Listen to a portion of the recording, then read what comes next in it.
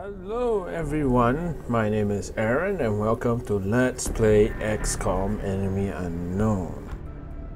For those of you who have watched the first season where I failed, do I sound different? Do I sound better? Do I sound sexier? All I can say that it is a huge relief for me because I seem to have found a way to fix the echo. Long story short, if you are thinking of getting the Creative Recon 3D Omega wireless headset combo to do voice recordings or maybe game with voice, don't do it, because there seems to be a problem with how the system processes the sound, so there's a lot of feedback. Which is a shame because the headset sounds fantastic. I see all the reviews for the headset is fantastic, but I've seen one or two who have tried to use it to the microphone function to speak and all that, and they seem to have problems with echo as well, so it's not just me. But oh well, most importantly I fixed it. And how have I done it? So I'm using the headset because you can't use the mic with speakers, right? You can hear it'll cause feedback and everything. I'm using the mic that's connected to my sound card, to my PC's own sound card, because this headset has its own external sound card. So I'm using the external sound card from my headset and the mic on a separate on a separate sound card. So that seems to have solved the problem.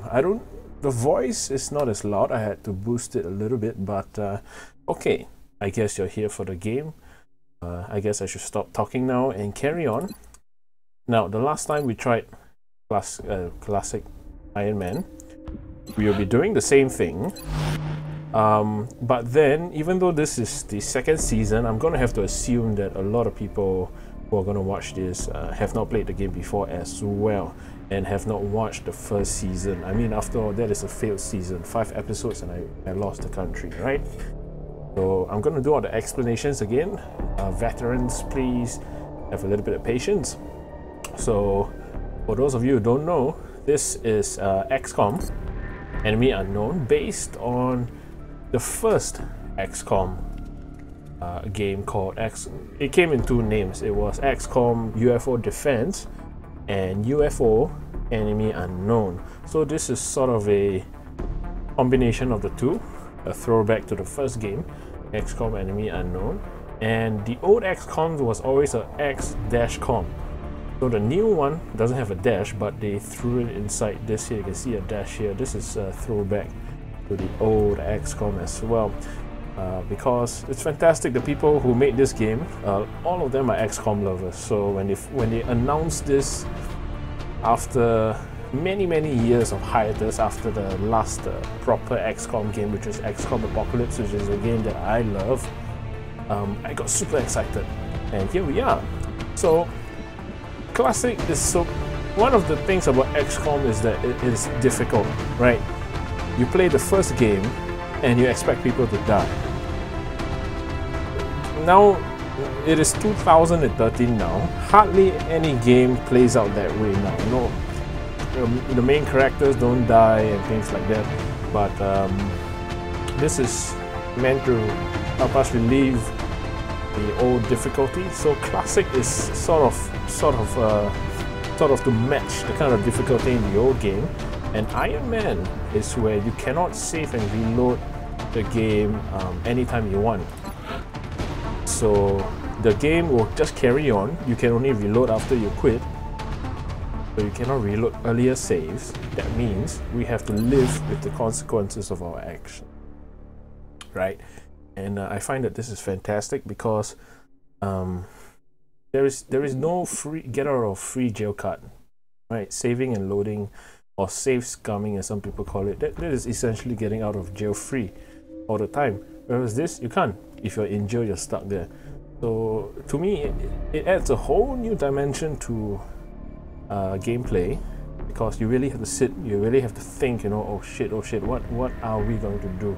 How are we going to solve this problem, especially when you find yourself surrounded by 52 I don't know, mutant berserkers and heavy floaters and whatnot. So, classic Iron Man.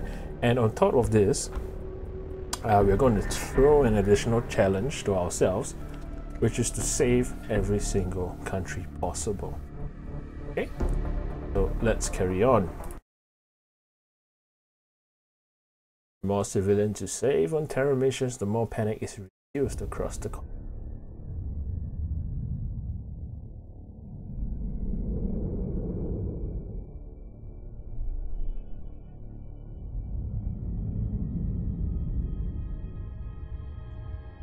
Not really. I prefer that we're alone, honestly, but I'll talk about it later.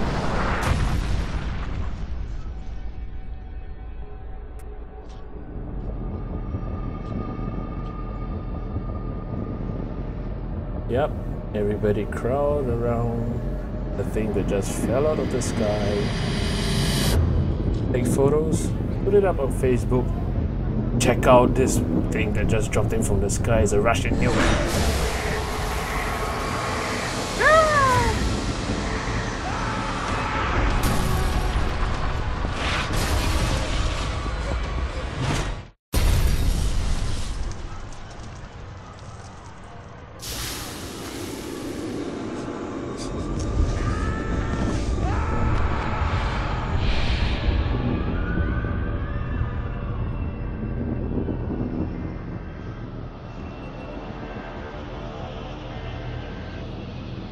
Scary.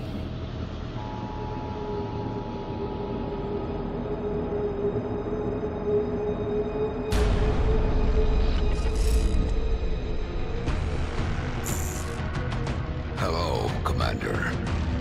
In light of the recent extraterrestrial incursion, this Council of Nations has convened to approve the activation of the XCOM project. You have been chosen to lead this initiative, to oversee our first and last line of defense. Your efforts will have considerable influence on this planet's future. We urge you to keep that in mind as you proceed.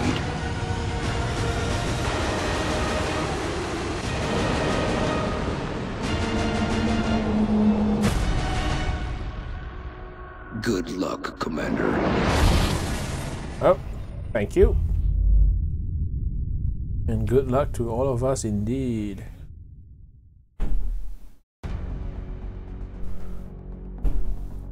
Okay.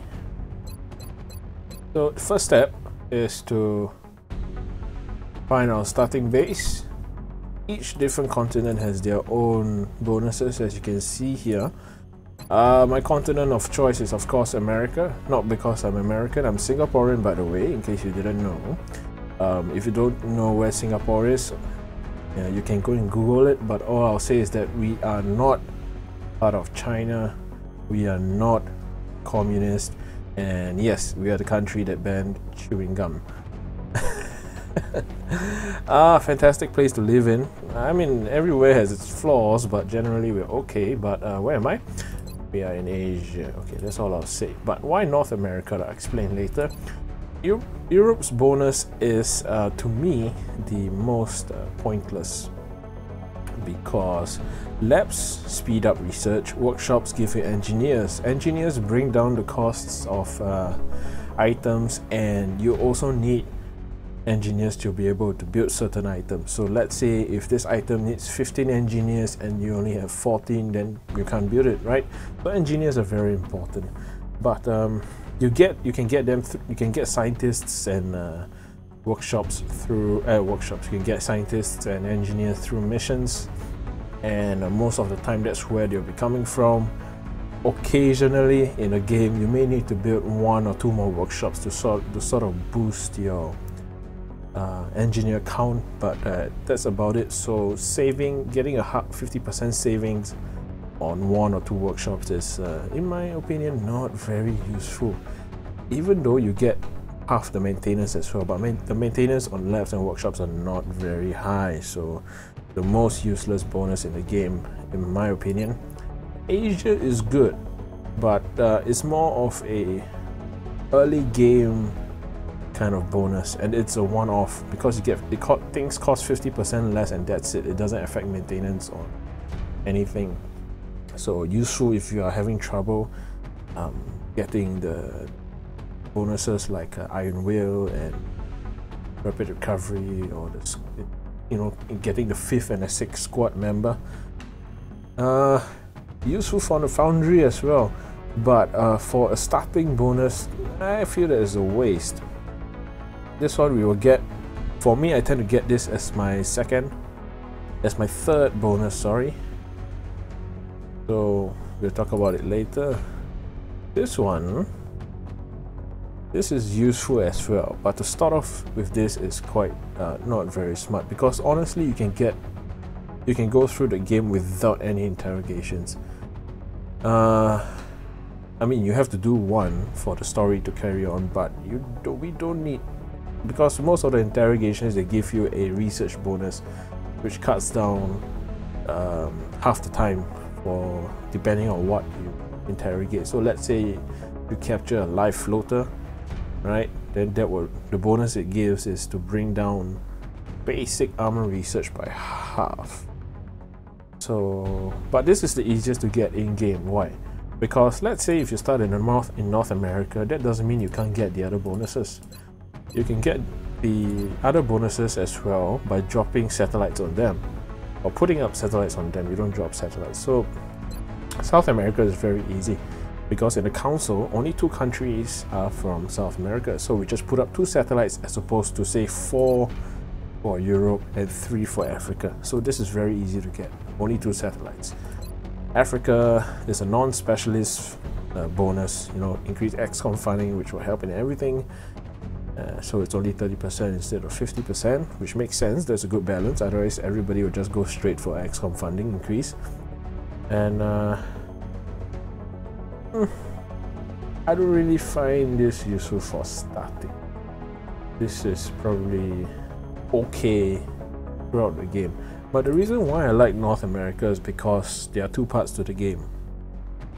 There is outside here where the geoscape where you shoot down the UFO, and there is the meat of the game, which is the part where the tactical missions. The tactical missions are a lot easier to control, whereas outside here it's very random. You're not sure where the UFO will appear. You're not sure. You have an idea of what type of UFOs will appear, but most of the time you don't. And so it's very important to stock up each continent with at least 2 interceptors. So once you have all the 5 continents with satellites, you're going to need at least 10 interceptors. That's going to bring up a lot of the cost. So having a 50% less, you know, in terms of first purchasing the interceptors and then maintaining it, is very useful, and this brings down the cost for the Firestorm later in the game as well. The alien and human UFO hybrid that we're going to build. Super powerful, very useful. So we will start off with North America. We're going to be putting down in Mexico for this mission.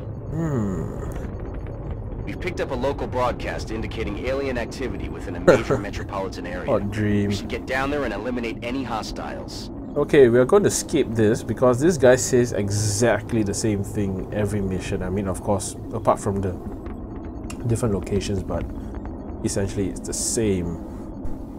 But before we do that, let me check something. Mic test. Okay. Just wanted to make sure that the recording software is recording, so we should start.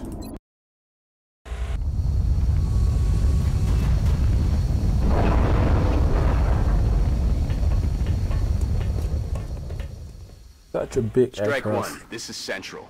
You are free to engage all hostile contacts in the AO. Don't take any chances.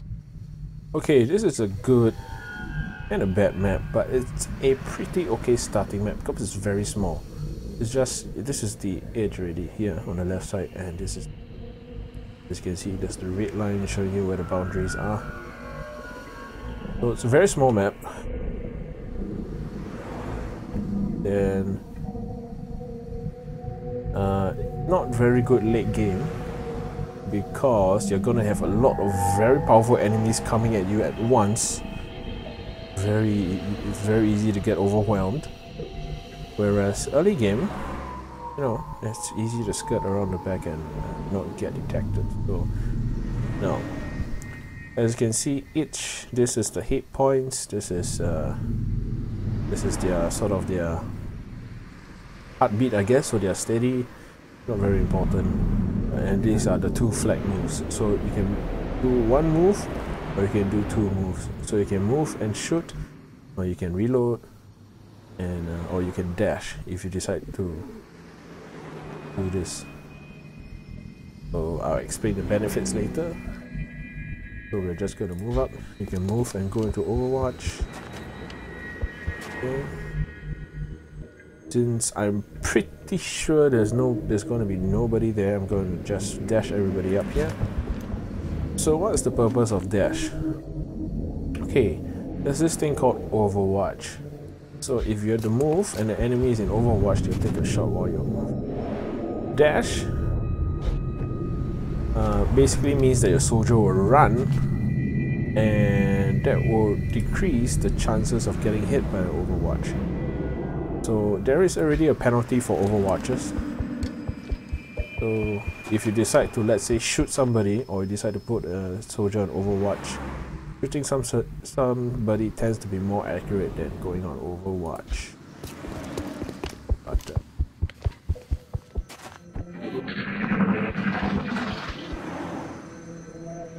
okay, nobody's there. So the way it works is like, for example, you need this guy to move up.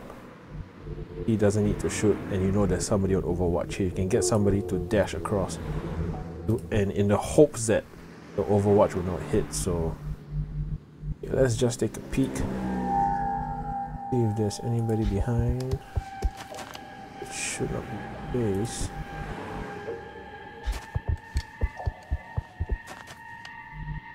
Okay, so let's move up all the way. Well,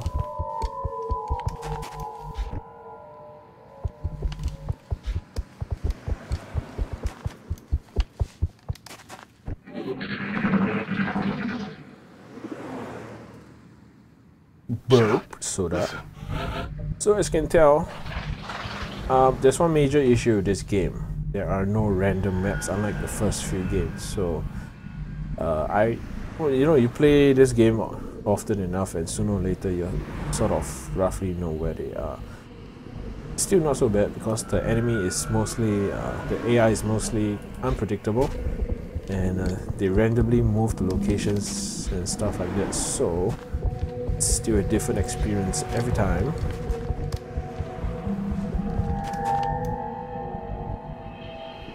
Hey, why can't you move it there? Yeah, that's weird.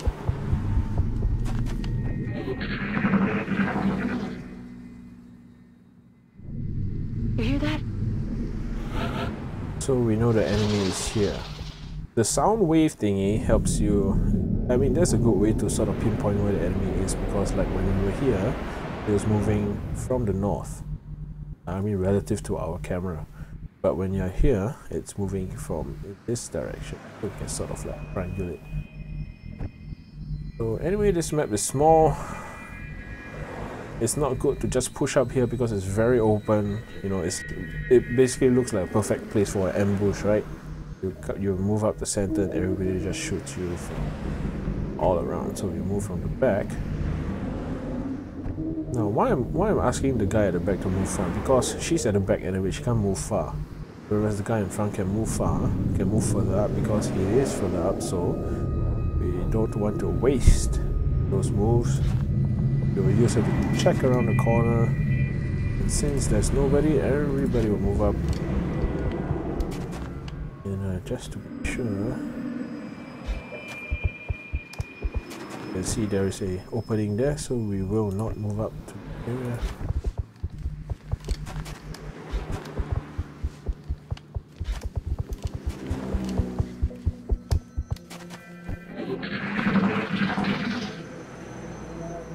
Yep.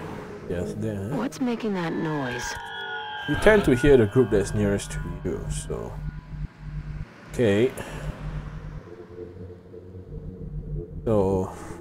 One more thing, there is full cover and half cover. This game is all about numbers. So you can see, as you can see, very easy to recognize. Half shield is half cover. Full shield is full cover. This is 20 defense, this is 40 defense. And how it works is, like, for example, you have...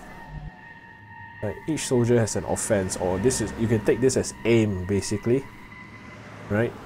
So when an enemy is behind, let's say half cover, that's 20 defense, right? You calculate the percentage of hitting the enemy is basically offense minus defense. So in this case, an enemy behind cover, behind half cover with an offense of 65 minus 20 is 45% chance to hit.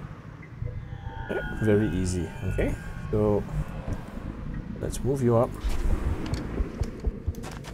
Ah, nobody at all. Okay, let's move. That's interesting. We may have to push in. I'm hoping that we don't have to do that.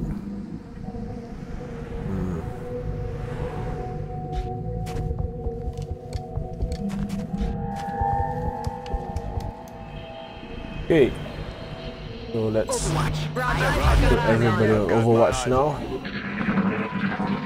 because we are expecting contact with the enemy. Quiet.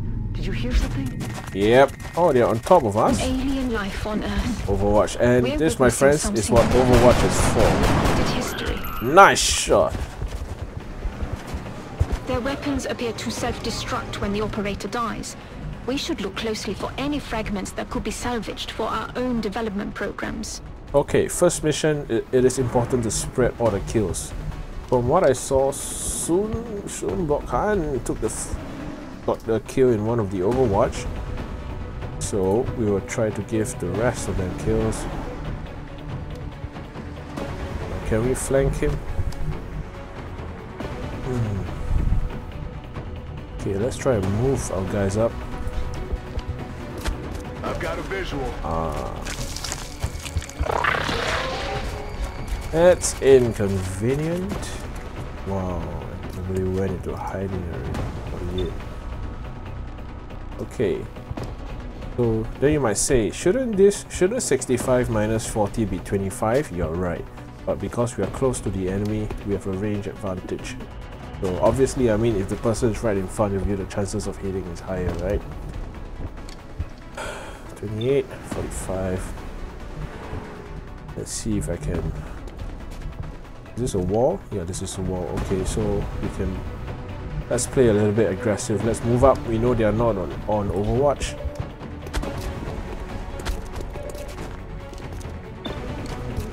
Take it.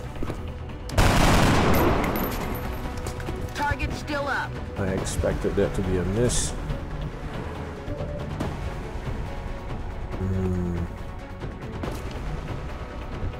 Now let's see, you kill this guy. Okay, that's not good. So what I want you to do is to come here. You move here.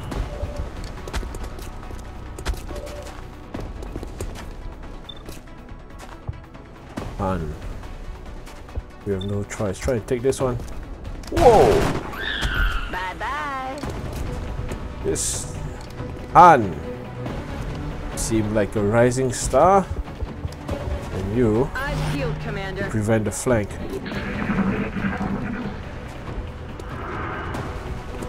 We have a mine merge. That's the sound of a mine merge. And he gets the... and he gets the bonus as well, of course, for being close. But, okay. So we know they didn't move up. They could be moving around. But they are definitely on Overwatch. So we have to be careful. Now let's try and flank this guy.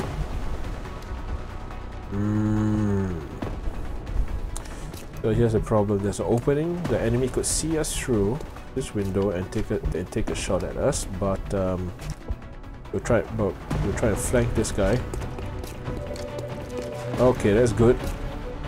So I believe they are on Overwatch, but we didn't trigger it because you have to move past the field of view.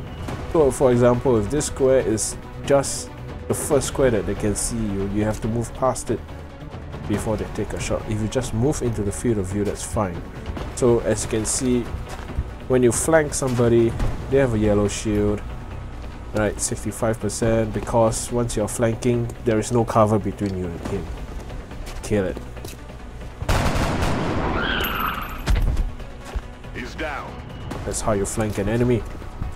Okay, Mary Russell. Mary, you need to move up.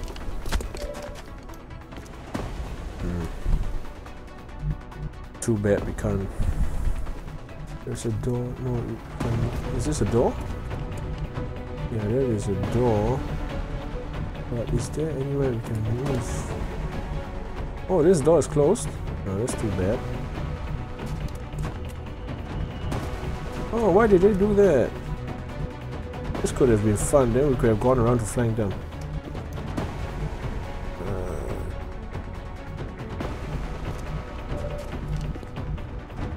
What we should do instead is we go on Overwatch.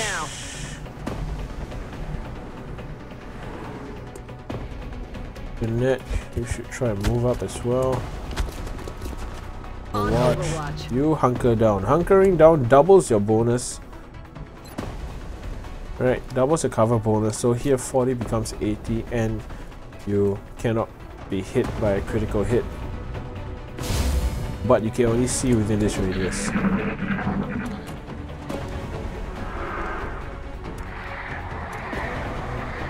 There is a mind merge. So he gets more, he has a higher chance to do a critical hit and gets one more health from wherever he went to.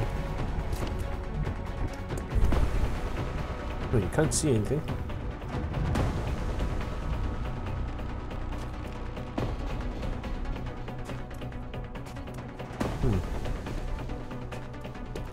Arpit. Okay. Just one more alphabet and it would have been stupid, but anyway. So let's try and bait them up. Looks like we're stuck here. They're all in full cover, 25%. We can throw a grenade, of course, but I'd rather not. That's like the easy way out. Let's see if we can try and move around for a flank. Oh, I was about to say, I was hoping that this would block the view. But that's fine. Let's reload him. He can't see anybody anyway. 25. I feel like moving her across. Okay, yeah. Well, that's a good idea. So rather than jumping this way, let's move around from the back. Shoot! That all you got? Oh.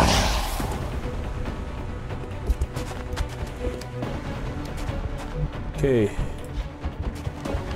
Let's bring Jeanette around. She has not got a kill as well. Let's bring her around to prepare her for a flank. Now you bait them. Actually,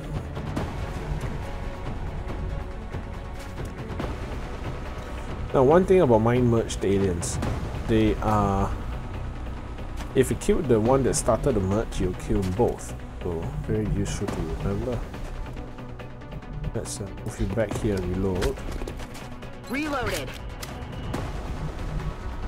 Reload you as well. And loaded.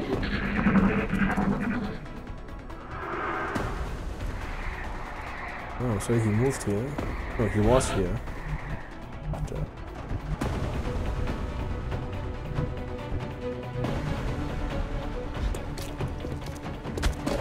she will be our spotter. Ah, cheeky, huh? Okay.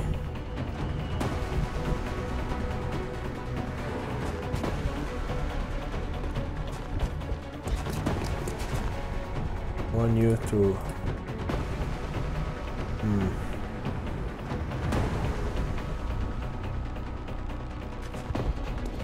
want you to move here to prepare for a flank. Oh, they're not on Overwatch? Okay.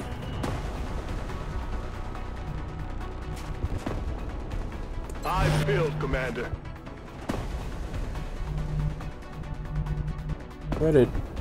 What's her name? Where did Mary go?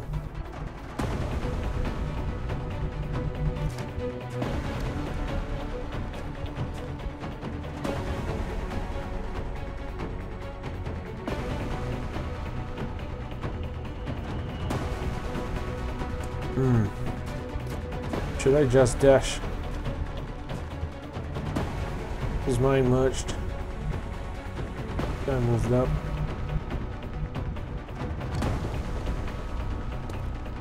Because I'm not... Well, she ran past, there was no Overwatch, so this should be fine, right? Yeah, they're not on Overwatch, that's weird.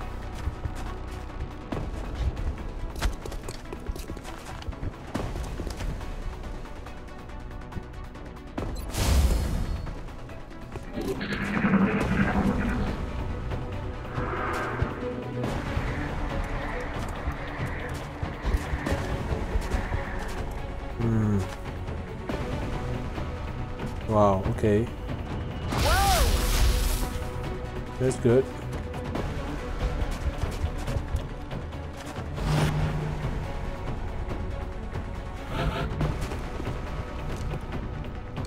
So we know this guy is on Overwatch. Nope, this guy is on Overwatch. What we can do, we can flank the net. What about you? Mary has yet to get a kill. Arpit has yet to get a kill.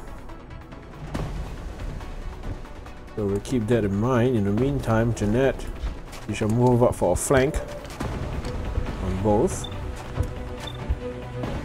Kill this guy, of course. Got him. Got him. Now you move up to prepare for another flank. On Overwatch. Moving to Overwatch. While they prevent these guys from moving in this direction. I have a feeling they're gonna run back, so... You're hiding there, you're still hiding there. Wait... No Overwatch?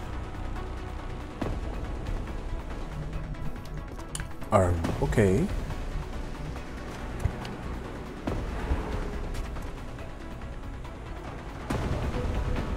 Okay, that's weird. We can move here, okay.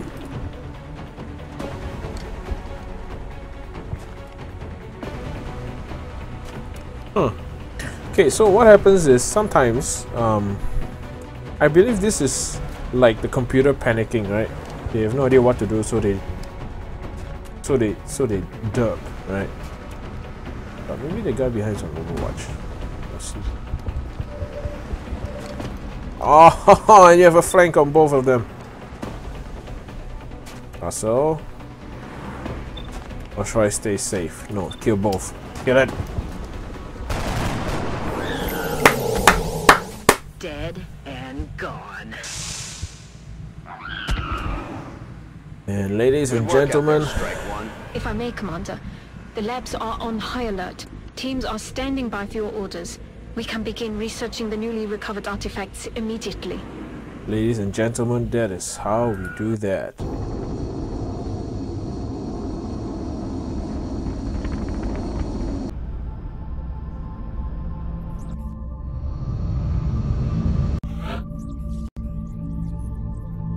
Welcome to XCOM HQ, Commander. Hello?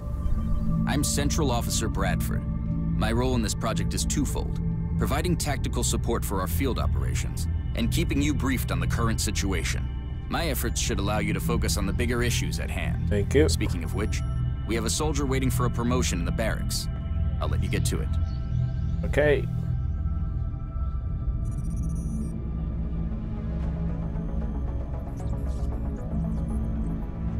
Looks like they're really taking care of business down there. and without so much as a scratch. So that was fantastic. Okay, so I took that risk because remember, after using Russell to shoot, we still had another, I believe it was Janet behind, who could move to another hard cover and flank the other guy as well. Commander to the research labs. Commander to the research labs. So that's why I took the 65% chance, and we finished the assault mission class early. serves as our front line. They're the first ones into a fight and the last ones out. So with this, you can dash and you can shoot. Very useful. Or you can move and then shoot. Commander to the research labs. Commander to the research labs. Shut up, woman. The heavy weapons specialist provides a crucial service to the squad. With the rocket launcher in tow, there are demolitions experts. Yep, can fire a rocket, and he has the SM. Oh no, what am I saying? This is the machine gun or the saw, section automatic weapon or light machine gun. Our snipers specialize in dealing massive amounts of damage from afar, but without sufficient training, they're vulnerable in close combat situations. So headshot plus 30% crit does not increase accuracy, just increase the chance of getting a critical hit. Just like it sounds, the support class provides that intangible edge our squads need. They make everyone around them better. So smoke grenades, very useful if you're caught in the open. For example, enemy shoots down your cover, and or maybe you accidentally dash into a spot in the open. So this gives plus 20 defense. Even when you're in cover, of course, so 40 becomes 60, half cover, 20 becomes 40, and so on and so forth. Very useful in the pinch. The recovered artifacts are being unloaded and the research team is waiting your orders. We'll get started as soon as you give the order, Commander. So very good mission, nobody got injured, everybody got promoted, and I didn't use explosives. So, okay, you see the exclamation marks, they're gonna make the announcement, so we'll just get through them, okay? Hello, Commander. Hello. My name is Dr. Valen. I oversee the research labs. This is where all of XCOM's research and development takes place. I see. We have already begun analyzing the artifacts recovered from our first encounter with the aliens. Based on our preliminary findings, we believe we can use them to develop some new equipment for our soldiers. You better. With your approval, we will begin research immediately. Okay, but just hang on a minute. Because the announcer is going to be annoying, so we go to engineering. Ah, Commander. I was wondering when you'd be stopping by. Welcome to engineering. Anything they can dream up in the research labs, we can build it here. Check out the guy at the left. Speaking of which, Dr. Valen has just sent us some new schematics. With your approval, we will begin fabrication. Okay, so as you can see, the scientists and engineers in XCOM, very good life. They just stand around, look at consoles and stuff. So the announcer is going to ask me to get into mission control, so we'll just go there, get out. No more announcements. Okay, so let's start a research project. 3 paths right from the start. Xenobiology basically gives you the ability to capture an alien alive and interrogate them. Weapon fragments leads you down the route to getting newer weapons and alien materials for armor. Now, this is the most useful for me early game, because immediately from this you get something called a scope, which you can equip, and this gives you plus 10 aim, so it's very useful. We'll start there. I agree. That does seem to be the most pressing of our current research options. Of course you do. We'll begin immediately. I will notify you when a complete report is available. Okay, thank you. So you can see the scientists you have here. I think it's sort of like with every 5 that you have, it will half the research time, but I believe it's more like each scientist reduces amount by 10%, and it is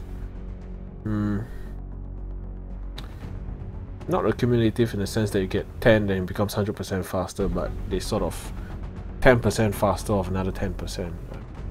I don't really know how to explain it, but yeah, basically the more scientists, the faster your research engineering. You can build your equipment here. The center one's for armor. We don't have any yet. We're not going to build any satellites yet. And you can see the number of engineers here. The more engineers you have, the more items you can build, and the cheaper you can build as well. So as you can see here, like this is 5 engineers, so you can build because we have 5. Very easy. We've still got some room to grow up Ah, here. come But on. if we really want to expand our facilities, we're going to have to start excavating beneath the base. Unfortunately, the deeper we go, the more it's going to cost. Okay, this is annoying because steam is a very useful thing to have. Normal power, you're going to need power generators. You're going to need power for your facilities. Each one use like 3 to 5 depending on the facility. And normal power generators only produce 60 power. Only produce 6 power. Whereas thermal generators, which can be built on steam slots, one facility gives you 20. So it's nice to have, but this is like, and obviously we have things like adjacency bonuses where like if you put generators beside each other, you get more power. You put uplinks beside each other and you get more satellite control as well. As you can see here, +1 satellite for every 2 uplinks beside each other, adjacent to each other. So ideally, because this is here, we want to build generators around this area. But it's very expensive. So this is 10 to excavate, 20, 40, 80. And we don't have that much money. Work crews on their way to begin construction. I'll send word when the new facility is operational. So this will be my satellite region. This will be where I put my officer training school. I'm probably going to use this level for engineers. I know what I can do, but I don't like that. Okay, because I've usually built everything in one line.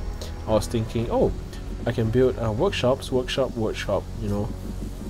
in a vertical line, and I still get a bonus as well. But in real life, it doesn't make sense.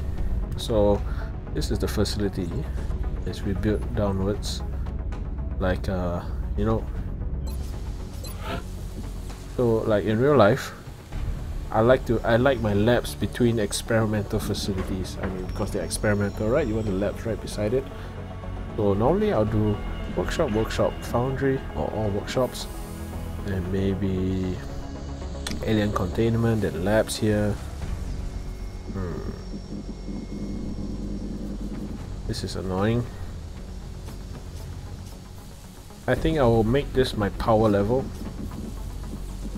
Yep, might do that, but that's not important now. So okay, so I guess I'll stop for now. This is the first episode. Nice to see you. For those of you who have watched the first season, welcome back. And hopefully this sounds much better than before, and hopefully we don't lose the country this time. So and also I'm with a group called the Trinity Corporation. So what happened is we are a group of Homeworld. Fantastic game, Homeworld and Homeworld 1, Homeworld 2, Homeworld Cataclysm. We joined a group called We Want Homeworld 3. Then the guys who created the old Homeworld, they formed a new company called Blackbird Interactive, and they are launching a new game called Hardware. We've come together as a group called the Trinity Corporation, and some of them have requests for specific classes and colors and whatnot. So I'll change the names to include them as well, and I hope to see you again next episode. Alright, thank you very much. Hope to see you again. Please like, please subscribe, please share, and I'll see you next episode. Bye bye.